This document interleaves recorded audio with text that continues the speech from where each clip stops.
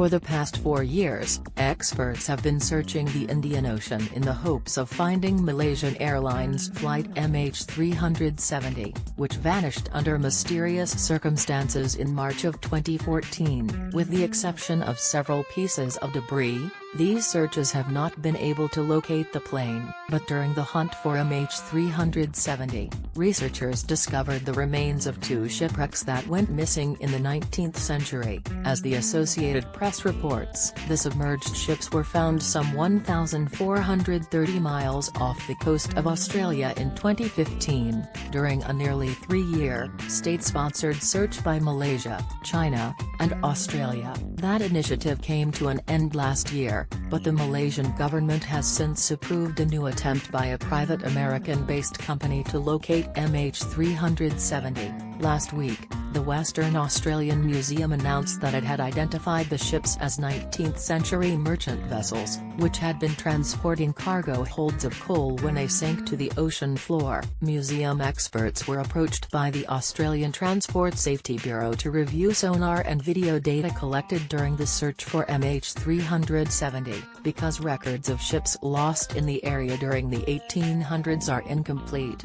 The museum was not able to conclusively determine the identity of the shipwrecks. But Ross Anderson, the museum's curator of maritime archaeology, reveals in a press release that experts can narrow the possibilities to some prime candidates based on available information from predominantly British shipping sources.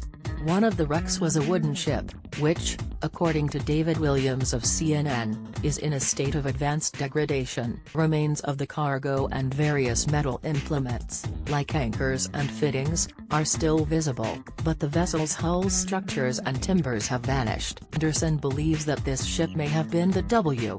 Gordon, which was lost at sea after the brig departed Cape Town, South Africa in June 1876. During a voyage from Clyde, Glasgow to Adelaide, Australia. Another possible candidate is the bark Magdala, which disappeared in 1882 while travelling from Penarth, Wales to Ternate, Indonesia. Whatever the identity of the vessel, it appears to have came to a violent end. The ship's cargo was found scattered across the seabed, suggesting that it went down as a result of a catastrophic event such as explosion, which was common in the transport of coal cargoes, Anderson explains in the statement. The second wreck, which is made of iron, is in better condition than the first. It lies upright on the bottom of the Indian Ocean, and experts were able to determine that it once had at least 2 decks. Analysis of a coal sample retrieved from the site suggests that the ship was British in origin. Anderson believes the vessel is most likely the Westridge,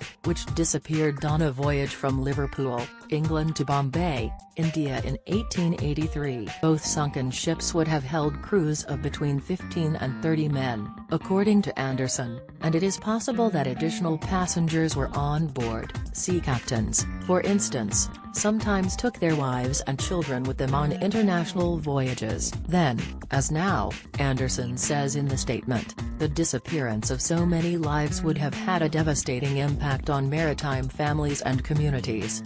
Like this article? Sign up for our newsletter.